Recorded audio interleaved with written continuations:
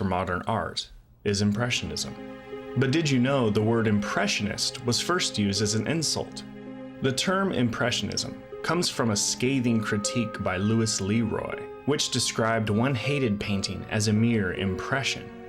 The painting referred to in this brutal review was Claude Monet's Impression Sunrise.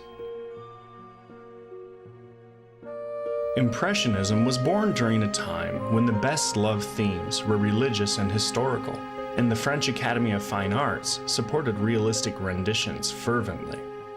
Landscapes and still-life pictures were deemed inferior, while portraits and historical paintings were highly prized. Young artists including Claude Monet, Pierre Renoir, Alfred Sisley, and Frédéric Bazille differed significantly from the Academy in their views and artistic styles. One of these young artists, Edouard Manet, was a classically trained painter and studied with an established master, copying paintings at the Louvre. Manet experienced regular rejection from the French Academy and led impassioned discussions about the Academy's stifling traditional perceptions and practices. Little did anyone know that the Academy's rejection of Manet's Luncheon on the Grass in 1863, accompanied with a strongly worded missive, would spark off a revolution in the world of art.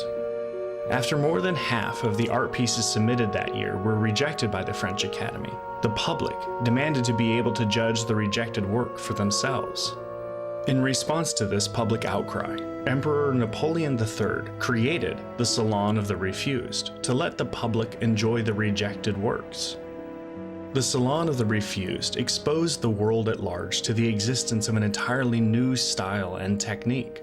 In 1876, 3 years after the Salon's debut, Impressionism entered its age of glory, which would last until 1886. We now know how the Impressionist movement started, but what makes Impressionist art Impressionist? Impressionist art depicts a scene in the way as if the viewer might have only caught the scene with a glance. The paintings from this era are characterized by short brushstrokes that give the overall impression of the object or person rather than a finely finished and detailed work. Vibrancy is a critical aspect of the Impressionist canvas, and Impressionist artists ensured vibrancy through the use of dominant colors laid close together, unblended. Impressionist subject matter was as innovative as their technique. Deviating from the historical themes of the French Academy, many Impressionists painted contemporary scenes of urban life. One way vibrancy was depicted was in the play of natural light. Monet depicts natural light faithfully in his Woman with a Parasol.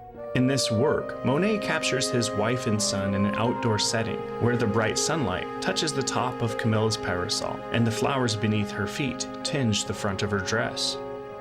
The sheer life of the painting, the sense of open space and warmth of sunlight all combine to create a real-life scene for the viewer. All of this was achieved without the artist realistically finishing his central characters.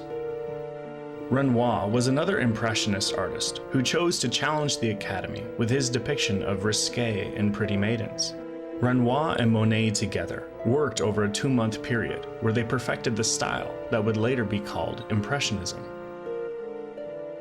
During Renoir's early career, he had a passion for portraiture, which he carried with him even after his style grew more impressionistic.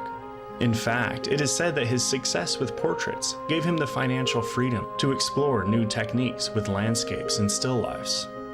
Renoir's well-known Dance at the Moulin de la Galette showed his ability to communicate to the viewer a joyful and vivacious environment using a play of colors and subtle lighting techniques.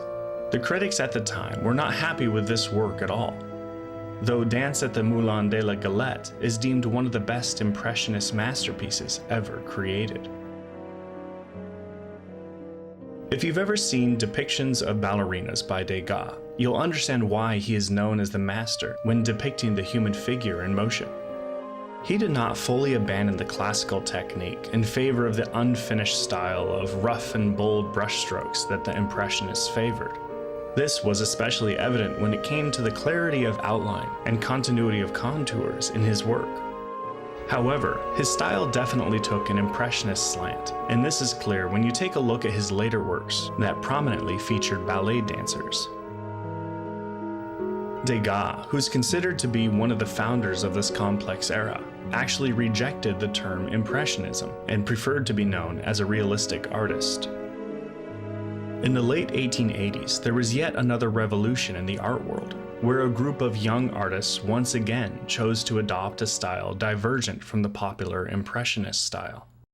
Paul Cézanne was the oldest member of this group of rebels, which included the likes of Vincent van Gogh and Gauguin. Known as a post-impressionist, Cézanne was doubtlessly inspired by the new style that Impressionism had given birth to. However, his inclination was to do away with the naturalism that Impressionists embraced.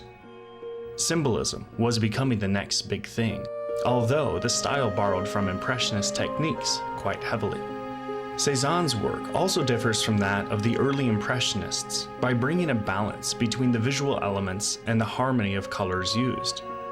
The Small Forest is one of his paintings that captures the essence of this Impressionist style perfectly, both in terms of showcasing his exquisite brushwork and his shift to a lighter, brighter palette to depict outdoor scenes. Cézanne's focus on creating structured paintings and carefully modulating color lay at the foundations for the revolutionary artistic style of Cubism. Outside of visual art, writers and composers experimented with Impressionist techniques as well.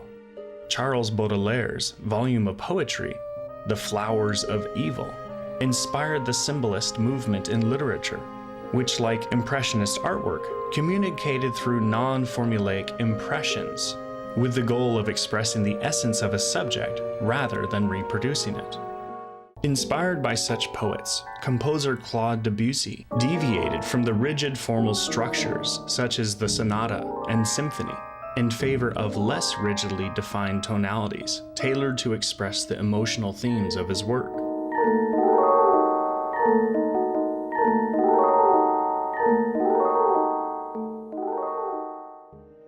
Impressionism undoubtedly defied the traditions of European art. By doing so, it pushed the boundaries of artistic freedom and forever changed the way we define art.